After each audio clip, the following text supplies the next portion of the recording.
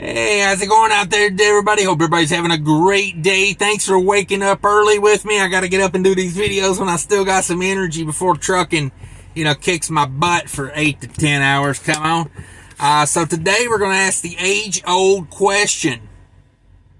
Does size matter? Does length matter to you? I mean, it's a question we all have to deal with, right? So what I'm talking about today in trucking is, when you're booking freight, do you book the short haul? Do you book the long haul? Come on with it. We're going to go over some pros and cons, the differences. So when I say short haul, I'm talking like, let's say, 0 to 500 miles as a short haul. Let's say like a typical one day run where you get it put on, you can get it off either that day or early the next morning and get it reloaded and run it. You know what I mean? You're doing them one day runs back and forth. We're going to talk about those, and we're going to talk about the long haul, cross country, coast to coast, no stop, turn around type stuff. Which one is better? Leave it in the comments down below which one you prefer, which one you think is better, and why. And if I forgot anything in these pros and cons, be sure to leave them down there for other people to read so we can gather as much information here. I'm not above being told I forgot something. I can, my manhood can handle that. Just don't, just don't be too rough on me. It is early in the morning, come on. So, now we know what we're dealing with here. Let's break it down a little bit. Them short hauls, I have people tell me that's where the money's at. I don't do no long hauls, only the short hauls. And, when you're doing short hauls, you got a couple benefits here. Your rate per mile should be a lot better. Now, does that mean you make more money for the week? Possibly. One of the pros is the rate per mile is better. So if you're trying to keep your rate per mile up, it is a pro. It is a pro. And one of the varying factors for me in that short haul game is, do you live in a major metropolitan area, or at least a near something where you can get those loads? Because let's face it, if you're 100 miles from the closest industrial park, chances are you're going to be deadheading 100 miles, and that deadhead adds up when we're talking short loads. If you're doing a 100-mile load, for $400, if you got a 100-mile deadhead, you're probably still making money, but it really cuts into it. You know what I'm saying? So that is one of the things, the varying factors. Now, one of the best things about running short loads is you got a better chance of being close to home. And the major benefits that come with that are, number one, you can be home more. Number two, you can build a network of mechanics and shops and shippers and receivers you can work with a lot more because you're local. You can, you build your network accordingly. Now, let's talk about some of the cons of that short haul game. And I know right now there's a guy typing in there, there are no cons to the short game. It's the best. I'm not arguing with you on that. But I have thought of a couple cons here. Number one is you have less time to plan. You know what I mean? Like, you can't plan to get fuel, like the next day, like a lot of times when you're doing short loads. Now you can book loads, back to back and have things set up. And, of course, if you're running a 500-mile radius around your house, you probably already know where all the good fuel stops are. And who's got the best, pork chop on a stick and whatnot. So, maybe that's like a half con, maybe. One of the big ones for me is, load and unload damage. Every time someone gets in a trailer and picks up freight with a forklift or a pallet jack, they have an opportunity to damage something, and they will try their damnedest. Whether it's running over my brand new load lock, or that I've, got so far out of the way, like, it's basically part of the trailer, but yet they find a way to run over it. Or, running a fork into the side of the trailer, or, rubbing pallets together. When you unload and reload more, there is more opportunity for damage. That's all I'm saying. Unload and reload damages. Now, if you're more proactive and, you watch what they're doing, if you can supervise it, that's one way to kind of get around that a little bit.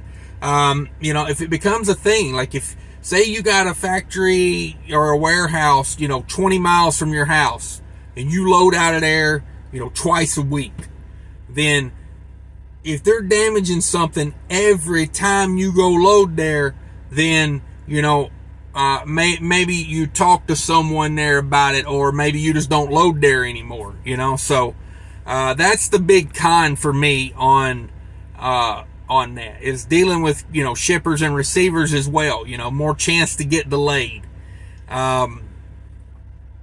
Just saying, it's out there. Now, let's talk about the long haul. I know there's somebody typing right now. Long haul is the game, baby. Me personally, I'm more, here's my thing. If the long hauls pay something decent, I'd rather do long haul. But I am not against dropping that mileage down from 1,200 mile runs down to 800 mile runs when the market gets a little soft. You know what I'm saying? So, I'm kind of for both. I think there's a time and a place. You a season for everything in my world. I try not to be too set fast. I feel like what is the art of war says. The best generals make a great plan, and they also have the ability to adjust the plan. On the fly. It's like you got to have a good idea of what you want and what you're trying to do. You got to be flexible to get there sometimes. So let's talk about this long haul. Long haul, some of the best possible things that could happen here. Let me learn how to talk real quick. So less hassle. Long haul, that's what I like about long haul. Less hassle. You know what I mean? You pick that load up out of Tacoma going to Miami, Florida, and you got 4 or 5 days of not any hassle. They put it on the trailer, and you put on some freaking Steppenwolf, and you just let her ride. You know what I'm saying? For you young people, that's a band. Or you put on some 2 Chainz, and you just put it in the wind. Just saying. Whatever you put on, it's less hassle. It's easier to plan, because you're going to be on that load on that route for 3 or 4 days. Most of my stuff I do Minnesota out to the East Coast. It's like a 2-day run, possibly 3-day run, depending on what we got going on. But that gives me a chance to plan multiple days ahead. If I know I'm going to need parking, I could pay for parking a couple days ahead. These are just easier planning. Fuel at a better rate because maybe your home state is full of local taxes and everything, and it's just not a good place to get fuel. Just one of the pros. Better, easier planning. Now let's talk about the cons of this long haul. You're away from home a lot more. That opportunity to slide through the house ain't there as much. You know what I mean? Like if you're doing that 500, that 350 mile turn, and you catch a load going back the other way, and you got a chance, maybe you can slide through the house. So that is a con of the long haul. You're going to be out on the road more. You're going to have less network. Like I run a very similar lane, back and forth. I recommend that. If you're going to be in this long term, learn a few lanes and learn to love them. But if you're closer to home, that network of mechanics and stuff is going to be a lot tighter. It is. Like you can get to know them on a personal level. Maybe take them some donuts out of the blue sometime. For doing longer haul, you're out and about. You're at the whim of the TA and the speed codes and stuff like that a lot more. So just saying. And a big con for the long haul is lower mileage rate.